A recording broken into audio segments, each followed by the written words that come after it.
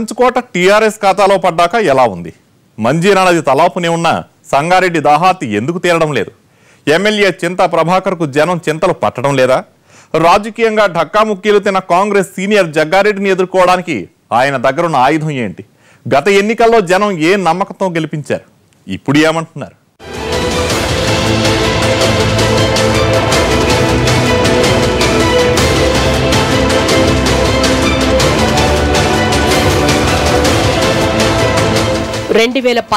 ముందు వరకు కాంగ్రెస్ కంచుకోటగా ఉన్న సంగారెడ్డి నియోజకవర్గం తెలంగాణ ఉద్యమ ఊపుతో టీఆర్ఎస్ ఖాతాలో పడింది.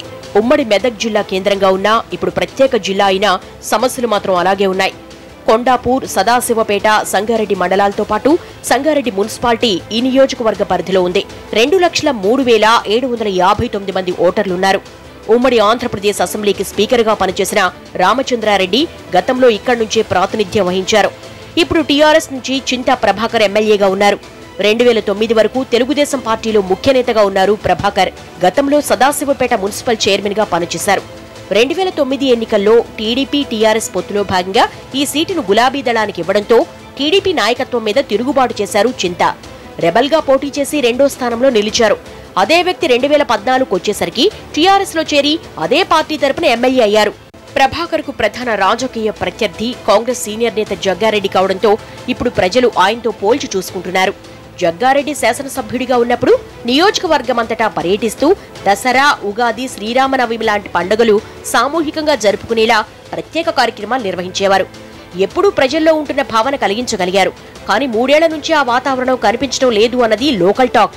పండగల సంగతి తర్వాత కనీసం మామూలుగానైనా ఎమ్మెల్యే కనిపించడం లేదు అన్నది సంగారెడ్డి వాసుల కంప్లైంట్. అప్పుడెప్పుడో ఎన్నికలప్పుడు వచ్చారు తప్ప మళ్లీ అడ్రస్ లేదంటున్నారు ప్రజలు. నీటి దాహం తీరడం లేదు. మరి దౌర్భాగ్య పరిస్థితి. సంగారెడ్డి లోపల సుమారుగా ఒక 20 నీటి ట్యాంకులు ఏర్పాటు చేసిరు. కానీ ఎక్కడ కూడా వాటి యొక్క నిర్వహణ సరిగా లేకపోవడం వల్ల ప్రతి వార్డుకు 4 రోజులకు నీళ్లు రావడం. మంజీరా నది తలాపునే ఉన్నా ఏళ్ల తరబడి తాగునీటి అవస్థలు మాత్రం తీరడం లేదు. ఇంటింటికి పూర్తి స్థాయిలో మంజీరా నీళ్లిస్తామన్న మాట ప్రకటనలకే పరిమితమవుతోంది తప్ప ఉపశమనం కలగడం లేదు. డబుల్ బెడ్రూమ్ ఇళ్ల మాటే లేదన్న అసంతృప్తి జనంలో బలంగా ఉంది. సంగారెడ్డి, సదాశివపేట పట్టణాల్లో రోడ్లు అధ్వానంగా ఉన్నా పట్టించుకున్న వాళ్లు లేరు. మోరీలు సరిగ్గా లేక మురుగునీరు రోడ్ల మీదే పారుతోంది. క్లీనింగ్ ఏం నడుస్తలేదు, సాఫ్ సిఫర్ నడుస్తలేదు. మోడ్ముళ్ళు అన్ని జామ్ అయిపోతున్నాయి. అది వారంకో నెలకు ఒకసారి వస్తున్నారు, 3 నెలలకు ఒకసారి వస్తున్నారు. సరిగా సాఫ్ చేస్తలేరు. బస్ స్టాప్ దగ్గర రోడ్లు లేవు, ఏం లేవు అసలు. మొత్తం మురికి కాలువలు, దోమలు. చిన్నపిల్లలు ఉంటారు. ఇప్పుడు వర్షాకాలం రాగానే బయటికి రాలేము. దోమలు చాలా ఎక్కువ అయిపోతాయి. కాంగ్రెస్ నేత జగ్గారెడ్డి నియోజకవర్గం మీద తన ముద్ర బలంగా వేసుకోగలిగారు. దాంతో పాటు సంచలన ప్రకటనలు రాజకీయాలకు కేంద్ర బిందువయ్యారు. తెలంగాణ ఉద్యమం ఉవ్వెత్తున ఎగసిపడుతున్న టైంలో కూడా సమైక్యవాదం వినిపించారు జగ్గారెడ్డి. ఈ విషయంలో ఆయన కామెంట్స్ చాలాసార్లు వివాదాస్పదమయ్యాయి. వాటి వల్ల వచ్చిన కొంత వ్యతిరేకత, సంగారెడ్డిలో శ్రీరామనవమి సందర్భంగా జరిగిన మత ఘర్షణల ప్రభావం కలిపి 2014 ఎన్నికల్లో ఆయన ఓడిపోయారు. తన హయాంలో జరిగిన అభివృద్ధి తప్ప గడిచిన 3 ఏళ్లలో నియోజకవర్గానికి చింతా ప్రభాకర్ చేసిందేమీ లేదంటున్నారు మాజీ ఎమ్మెల్యే. రింగు రోడ్డు ప్రతిపాదనలు కాగితాలే దాటలేదంటున్నారు. చివరకు సంగారెడ్డికి మంజూరైన ప్రభుత్వ మెడికల్ కాలేజీని హరీష్ రావు సిద్దిపేటకు తన్నుకుపోయినా ఎమ్మెల్యే ఏం చెయ్యలేకపోయారంటున్నారు జగ్గారెడ్డి. హరీష్ నామజపం తప్ప చేసేదేంటని ప్రశ్నిస్తున్నారు విపక్ష నేత. ఇప్పటి వరకు ఇచ్చిన హామీలలో ఏది కూడా ఏ గ్రామంలో కానీ, ఏ యువకుడు ఉద్యోగం కానీ, ఎక్కడ పేదవాడికి ఇల్లు కానీ, దళితులకు 3 ఎకరాలు కానీ, మరి 1,00,000 ఎకరాలకు నీళ్లు కానీ, మరి ఇవన్నీ ఏమి కూడా ఇప్పటి వరకు జరగలేదు. దీని మీద ఏం జవాబు చెప్తారో టీఆర్ఎస్ పార్టీ స్థానిక ఎమ్మెల్యే కానివ్వండి, ముఖ్యమంత్రి కానివ్వండి. మరి ఏమి మళ్ళా ఇంకో సంవత్సరం ఎన్నికలకే మళ్ళీ ఎన్నికలు వస్తున్నాయి. ఇచ్చిన హామీలకే దిక్కు లేదు, మళ్ళీ కొత్త హామీలు ఇస్తారా?